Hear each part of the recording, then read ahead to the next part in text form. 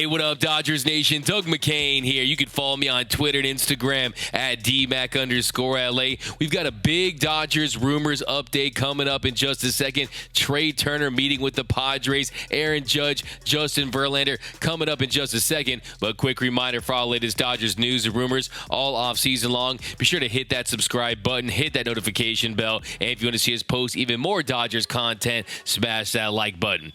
And as always, I'm with your takes down below in the comments section. Today's Dodgers Nation question of the day. What are your thoughts on the possibility of Trea Turner signing with the Padres? Do you think the Dodgers will end up with Justin Verlander or Aaron Judge? Let me know down below. And for all latest Dodgers news, head over to DodgersNation.com. So happy winter meetings, Dodgers Nation. It should be an exciting week down in San Diego. We should get some activity, should see some movement. Some of these big names are sure to be coming off the board. We might see some trades. I'm going to be down there. We're going to be breaking all the latest Dodgers news and rumors from San Diego. But let's get you up to speed on the latest rumors. And one of the big ones that came out of left field over the weekend was that Trea Turner met with the San Diego Padres twice. So will Trea Turner go back to where it all started? Because if you remember, the Padres drafted Trea Turner in the first round back in 2014, and then they included him in the deal for Will Myers and Ryan Hannigan. If you remember that deal from a few years back, definitely a regrettable trade by the Friars. But here's what MLB insider Ken Rosenthal wrote in his latest piece for The Athletic. He writes, the Padres, however, cannot be ruled out as a factor. Under Preller and owner Peter Seidler, they have consistently shown a willingness to spend, signing Machado, Tatis, and Eric Hosmer to 9-figure contracts. A potential deal with Turner would simply be the latest example. Now, first order of business, let's break out the Dodgers rumor meter. And for this rumor that has Trea Turner signing with the San Diego Padres, I'm going to give this a 3 Dodger dogs. I definitely think there is some serious smoke here because, one, the Padres are so aggressive. They want to win a World Series. They collect baseball stars as if they're building a bobblehead collection or a baseball card collection. They want to assemble as many stars as they can down in San Diego. And then if you're Trea Turner, you get to play with your BFF, Juan Soto. And then also, we know now that Fernando Tatis Jr. is going to be playing in the outfield. I think you'll see him in the outfield. I think you'll see him at DH as he gets his swing back and gets right and gets healthy. And look, let's just be honest. The Padres are a small market team that's been making big market moves in the last few seasons. And if you look at the Padres, they paid the CBT the last 2 seasons. The third consecutive year results in a 50% tax for every dollar over. And now the Padres are currently at $230 million, and they're just $3 million under that $233 million CBT threshold. Now the second threshold is $253 million. If they sign Trea Turner, they'd blow past that. So they'd be forced to pay a 62% tax. So that is a lot of money that the Padres are willing to spend. I think if Trea Turner is open to the idea, I think he would consider signing in San Diego. But I think what's also in play here is that the Philadelphia Phillies, they clearly are interested in signing Trea Turner, but I think they're also interested in potentially signing Carlos Correa. So I think Trea Turner is playing the game and he's playing it right. He's going to San Diego. They're getting it out there that he's met with San Diego twice. And they're kind of showing the Phillies, hey, you better come with an aggressive offer. I will slide into a new contract with the San Diego Padres. And maybe the Phillies aren't being as aggressive or courting him as aggressively as he wants. And maybe he's just kind of playing the game a little bit, because I do believe he wants to be on the East Coast, but San Diego, it's not the big mega market like LA is. Maybe it's a little more his speed. He's a little familiar with it, starting his career in that organization. So maybe he does consider it, but I do think at the end of the day, he does want to play for the Philadelphia Phillies. But it would not shock me when you see the moves the Padres have made in recent years that they would end up with Trea Turner. Now, would Dodger fans boo Trea? We'll ask you guys over on Twitter. Would Dodger fans boo Trea Turner if he signed with the Padres? And 70.4% of you said yes, while 29.6% of you said no. And that's with almost 10,000 votes. So I guess you know the old saying, saying, if you can't beat them, you sign with them. And look, the Padres have seen firsthand over the last few seasons just how good Trea Turner is, how dynamic of a bat he is, but also it's pretty interesting because they've also seen some of his shortcomings on defense. Just look at his error in Game 2. If Trea Turner doesn't have that error and he fields it cleanly, maybe the Dodgers win Game 2 and win this series. When you're talking about a series that razor thin, every play matters, and his defense definitely cost the Dodgers in that DS. But he also had a good series at the plate, had an 11-11 OPS, hit 2 home runs, didn't come through in some clutch situations, but look, Trea Turner is still a top 5 shortstop in baseball, and one of the big takeaways is it appears that Fernando Tatis Jr. will not be playing at the shortstop position. We've known that for quite some time, but this further cements that. And I also had something else too, as I remember in the summertime when I was in the clubhouse after Juan Soto and Josh Bell had been traded to the Padres, and Trea Turner was asked about what he had said to his former teammates, and he had this to say. Yeah, I told him they look terrible in brown, but...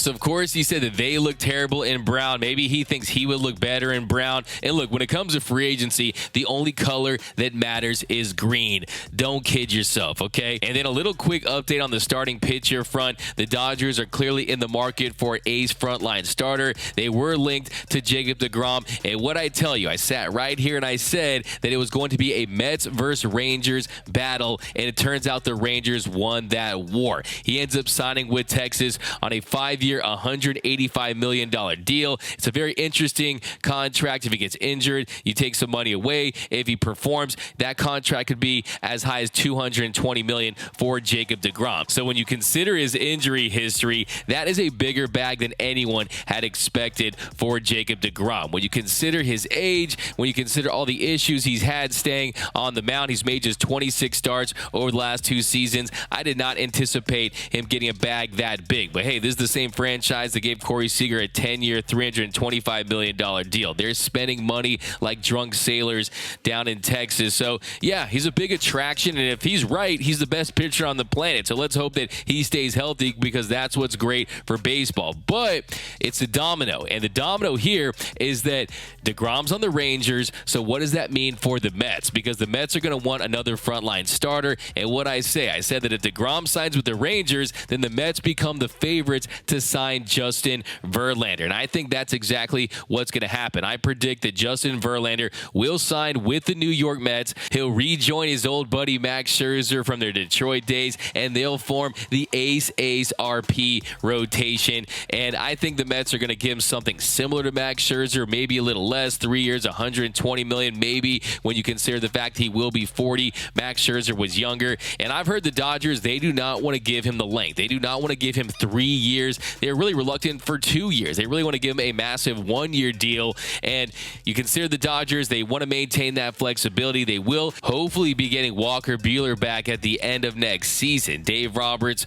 was on Jason Stark's podcast, and he indicated as such. So keep your fingers crossed that Buehler will have a rapid recovery and be back on that mound. So that'll give you hopefully another ace. I mean, I think you have to temper expectations. You can't expect him to be 2018 Walker Buehler right out of the gate, but just the fact that they are entertaining the idea of bringing him back before the end of next season is definitely encouraging. So where does this leave the Dodgers as far as their starting rotation? Well, they could pivot to trying to sign Carlos Rodon. I'm going to dedicate an entire video on Carlos Rodon at some point this week, and the rumors right now are that the Dodgers, Giants, and Yankees are all interested in signing Rodon. And if you look at the year he had last season, he led all of Major League Baseball with a 2.25 FIP, a 2.64 expected ERA, a 33.4 strikeout rate, and was second with 6.2 FWAR. So he was fantastic last season. He signed that short-term deal, really a prove-it deal by Rodon, just to show teams that he can be that healthy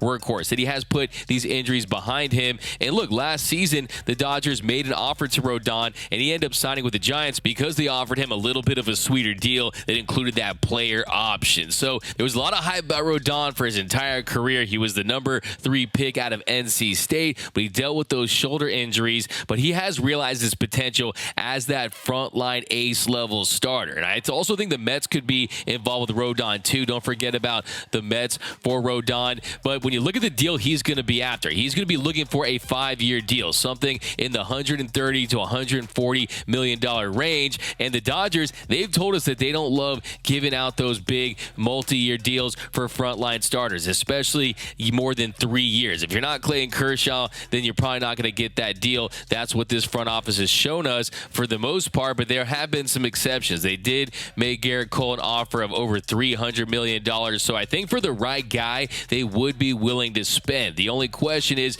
do the Dodgers think that Rodon is their guy? Are they going to be riding with Rodon for the next 5 seasons? If they think that he's going to be this powerhouse, this left-handed pitcher that's going to take them for the next 3-4 years deep into the postseason, be a guy they can jump on his back, maybe they consider doing it, but you really have to commit to him as your frontline ace of the future. And let's not forget, Julio Urias is under 1 more year of team control. He's represented by Scott Boras. Would he be willing to sign an extension? It is unlikely. I think it's worth at least checking in on him, but you're going to have to pay Julio next season. He's probably going to get a deal somewhere in the $120 million range himself. Now, Walker Buehler is another guy. If he comes back healthy, you're going to have to extend him at some point. So if Rodon's the guy, then I'm cool with it, but I'm just not so sure when you consider the competition that's out there for Carlos Rodon. Some big market teams. You got the Giants, you got the Yankees, you got the Mets, and you got the Dodgers. It will turn into a bidding war. But I think Rodon, too, probably realizes that playing for the Dodgers, pitching here in L.A., could help extend his career and help keep him healthy and take his game to a whole nother level. And then also when you consider the fact that the Brewers have made it known that they're most likely not going to be trading away Corbin Burnes and Brandon Woodruff this offseason. And I think the Dodgers, if they feel like they need an ace, now's the time to do it, because during the season, prices are going to be a premium. Just look at what the Mariners had to give up for Luis Castillo last season. So if you want to get a starting pitcher, now might be the time to do it. So competition is very thick for starting pitchers. Aces do not grow on trees. And then circling back one more time to Justin Verlander, this was from Reddit this morning. Take this for whatever you want.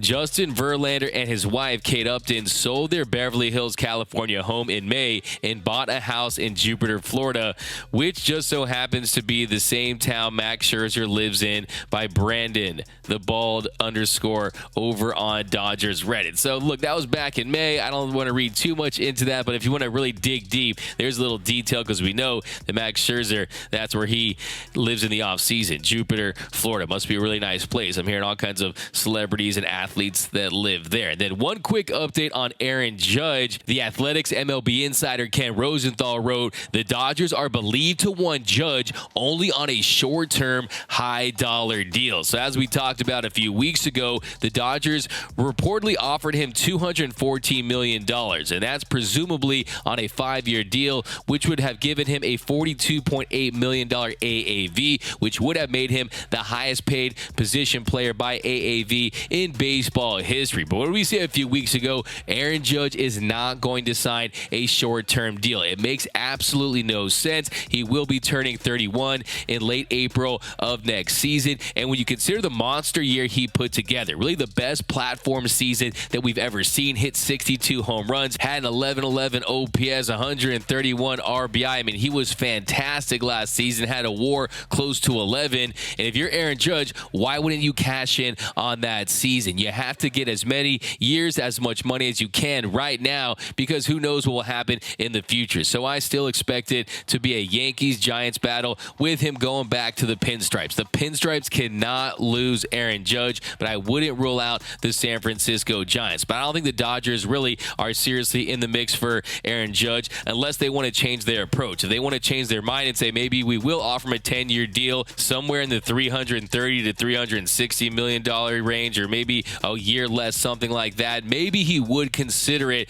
But when you consider how late in the game we are, I think it's coming down to the Yankees and the Giants for Aaron Judge. But let me know down below in the comment section, what are your thoughts on Trey Turner possibly signing with the San Diego Padres? Another bonus thought, maybe this helps the Dodgers get Kodai Senga if the Padres continue to spend money. They're a little tapped out when you look at their CBT. So that's something to consider as well. But I want all your thoughts, all your takes on all these rumors down below. Do the Dodgers still have a chance with Justin Verlander? Where do you predict that he'll sign? How about Aaron Judge? It's a Yankees-Giants battle, in my opinion. Where do you think he signs? But let me know down below. My name is Doug McCain. You can follow me on Twitter and Instagram at DMAC_LA. For all latest Dodgers news and rumors all off season long, be sure to hit that subscribe button, hit that notification bell, and if you want to see us post even more Dodgers content, smash that like button.